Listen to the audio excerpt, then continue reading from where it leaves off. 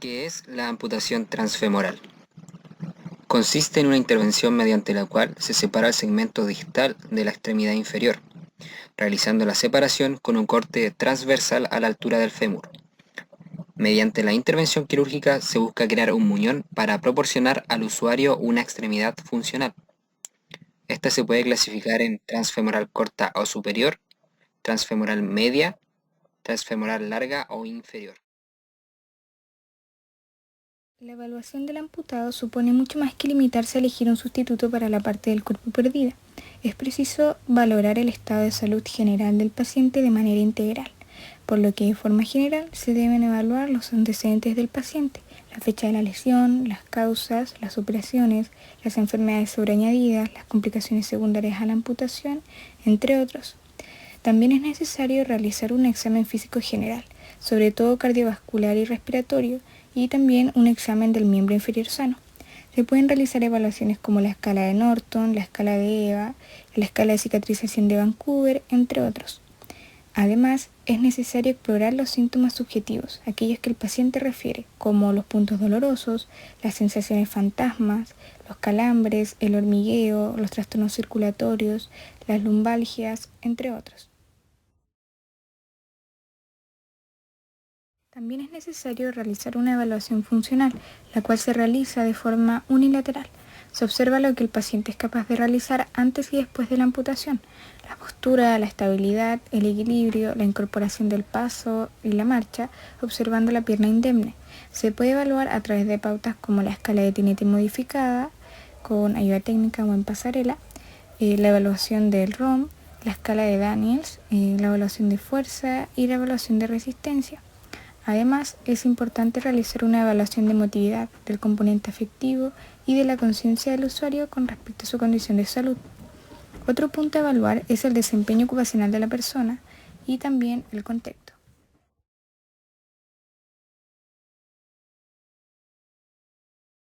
Desde una evaluación o valoración más específica del muñón, es importante tener en cuenta el tipo de cicatriz, el nivel de amputación. En medidas ideales, desde el muslo debería ser entre 25 a 30 centímetros desde el trocánter mayor.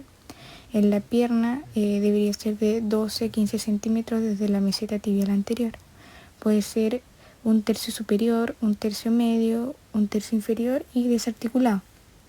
Se debe tener en cuenta también los diámetros, ya sea proximal, medio o distal, la forma del muñón, ya sea esta cónica, rectangular, globulosa, puntiagudo, deforme, entre otros, la temperatura, la sensibilidad, el tejido adiposo, el estado de la piel, si es que existen signos de sepsis del muñón, adherencias u otros, la valoración del arco articular. En esta se prueba de forma pasiva llevar el segmento hasta su máximo desplazamiento del arco articular y luego activo. Por otro lado, es necesario realizar una valoración muscular para valorar los movimientos libres que realiza con el muñón y los que logra vencer con diferentes grados de resistencia. También es necesario realizar una evaluación del tono, ya sea flácido, espástico o normal.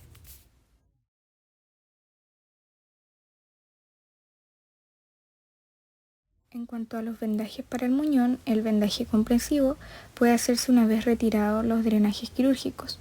No se debe realizar vendaje cuando el muñón presenta una herida quirúrgica a gran tensión, ni en muñones intervenidos a cielo abierto que cicatrizan por segunda intención. En la fase posoperatoria secundaria del tratamiento, el paciente estará vendado las 24 horas, o sea, día y noche, y solo se quitará la venda para realizar el aseo diario y para observar el estado del muñón. Las vendas utilizadas serán de compresión fuerte y la presión de contención recomendada no deberá superar la presión diastólica para prevenir riesgos isquémicos o el efecto garrote.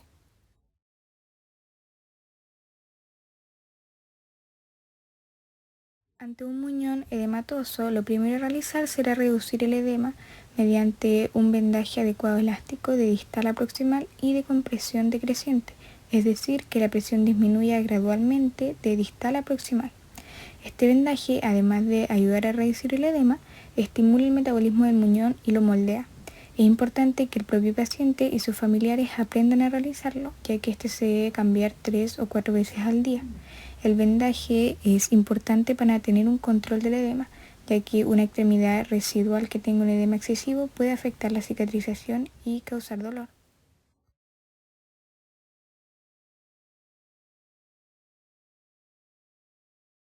En cuanto al vendaje en forma de cinturón, en los muñones de muslos cortos es a veces difícil mantenerlos en su lugar, especialmente a nivel de la ingle. Con frecuencia se forma un pliegue de piel sobresaliente en la parte interna del muslo cuando el vendaje no se mantiene correctamente sobre el muñón. Horizontales para fijar estas primeras tiras, como decíamos en las recomendaciones, procurando que nos queden los menos pliegues posibles y cogiendo bien desde la raíz del miembro. Después de estos pasos horizontales para fijar las verticales, vamos a ir bajando en espiral, como decíamos también en las recomendaciones. Vamos haciendo con un poquito de firmeza, pero sin oprimir mucho. Cuando llegamos a la raíz del miembro, vamos a empezar a hacer un vendaje en espiga, cogiendo bien la punta del muñón. Aquí sí es donde hacemos un poquito más de compresión.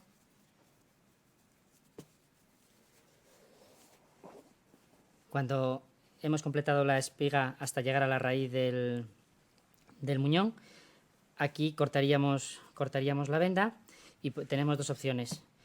Si el vendaje, si por experiencia ya del paciente el vendaje no se nos mueve, terminaríamos con un esparadrapo adhesivo hipoalergénico para rematar ya el vendaje. Haríamos 2 tiras en cruz para evitar que se nos desplacen las tiras del vendaje y luego pondremos 2 tiras de esparadrapo en contacto entre el vendaje y la piel para evitar que se nos mueva el vendaje. Tenemos otra opción en el caso de que se nos mueva el vendaje a lo largo del día, que sería hacer un cinturón con el vendaje para evitar precisamente que se nos salga todo el vendaje del muñón. Para realizarlo, partiríamos desde la cara interna de la ingle, pasaríamos por la parte posterior de las caderas, volveríamos otra vez hacia el muñón, volveríamos a repetir. Respecto al manejo de la cicatriz, el cuidado de la herida es fundamental para llegar a una buena cicatrización, sin alguna infección que retrase o limite la recuperación del paciente. La primera curación debe ser evaluada por el médico y el equipo de rehabilitación. Generalmente se prescribe o se debe prescribir un tratamiento analgésico. Se evalúa el volumen de drenaje. Respecto al secado, puede aplicarse apósito y gasa. La herida se cubre con una almohadilla seca, sobre las cuales se aplica un vendaje y una malla tubular protectora. El uso de una venda de contención o de un calcetín elástico compresivo requiere prescripción médica. En lo que concierne al perímetro del muñón, se debe medir con frecuencia para evaluar si la hinchazón está disminuyendo. Si no se sigue este proceso, los resultados no son comparables y no es posible discernir si la hinchazón se está reduciendo. Reeducación de la marcha con ayudas técnicas. El objetivo es mejorar la capacidad para alcanzar una marcha independiente o poder ser asistidos por ayudas técnicas, como bastones u otros. Existe un grupo de ayudas biomecánicas para rehabilitar la marcha que tiene las siguientes metas. Primero, mantener o mejorar la fuerza muscular en miembros inferiores, tanto en el muñón como en la pierna funcional. Segundo, mantener o aumentar la estabilidad funcional y el equilibrio para desarrollar la marcha. Tercero, mejorar o mantener el control de la postura. Cuarto, lograr un buen control del tronco y del desplazamiento del peso. Antes de la rehabilitación de la marcha, los pacientes deben mejorar el arco de movilidad articular y obtener fuerza muscular necesaria. Se debe realizar un fortalecimiento de los músculos peroneos, ya sea el superficial y el profundo, tibial anterior, gastrocnemios e iliopsoas, y los estabilizadores dinámicos del tronco. Se debe iniciar la rehabilitación de la marcha en paralelas, en especial cuando el equilibrio del paciente es precario. Considerando el tipo de ayuda que use el usuario, habrá distintas formas de reeducar la marcha. Entre ellas encontramos la marcha en 4 tiempos, en donde la secuencia seguida es primero con el bastón derecho, luego el pie izquierdo, luego el bastón izquierdo y por último el pie derecho. Esta es una marcha segura ya que siempre hay 3 puntos de apoyo.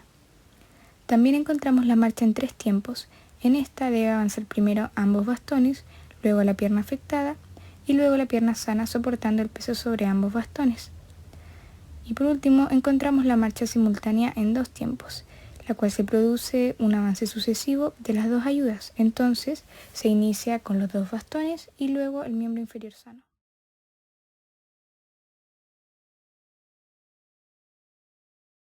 Para la postulación de prótesis vía Senadis, se debe realizar por medio de convenios que tiene el Senadis con entidades e instituciones estatales o personas jurídicas privadas que no persiguen fines de lucro, y su objetivo está en la atención de personas en situación de discapacidad. Esto cubre por el valor máximo de 3 millones según Senadis el año 2018. Puede postular cualquier persona que presente una discapacidad y requiere una prótesis solicitada.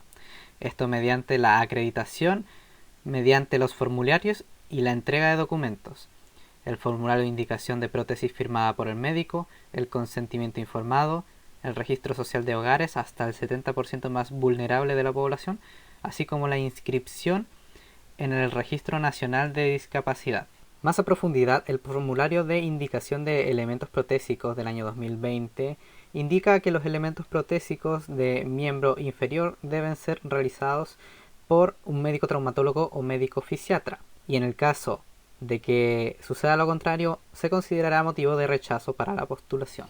En el formulario se encontrará la fecha de indicación, así como los antecedentes personales, ayuda técnica a solicitar y la identificación del profesional médico que la indica. Respecto a los materiales y especificaciones técnicas de la prótesis, como también sus componentes, encontramos el sistema de encaje, el cual está el ML estrecho, quien se adapta entre el fémur y la tuberosidad isquiática, logrando una adecuada estabilidad de encaje o cuadrilátero. El sistema de conexión, el sistema de suspensión, donde podemos encontrar válvulas de succión, correas, bandas, entre otros. Interfase, como líneas de silicona, Polyform, entre otros. Articulación, principalmente de rodilla, la cual puede ser manual para usuarios con menor actividad física, policéntrica para usuarios con baja mediana actividad. Componentes de seguridad para fases de apoyo, que cuenten con dispositivos de freno de carga, y pie, una pierna o tubo, unidades terminales, como pie en sach, articulado o dinámico, una funda cosmética de si es requerida, y un sistema de sujeción auxiliar, en caso de que lo requiera. En cuanto a los materiales, el acero, aluminio, titanio, termoplástico o cualquier material, como también fibra de carbono, tiene que ser elegido rigurosamente porque va a tener una gran importancia en la producción de este elemento, ya que va a sumar peso al cuerpo y también producir un mayor gasto energético.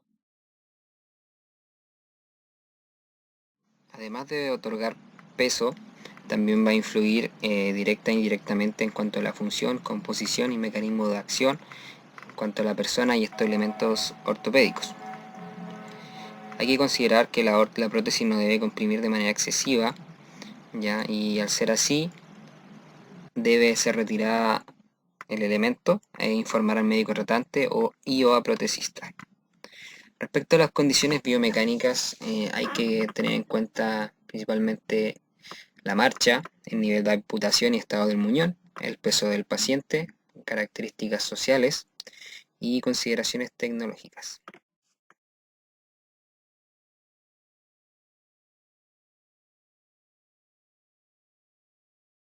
Respecto al análisis de la marcha con o sin prótesis, se puede identificar que las personas con amputación transfemoral presentan alteración en la alineación mecánica y anatómica del fémur residual, debido a que se pierde gran parte de este, afectando todo el proceso de control postural.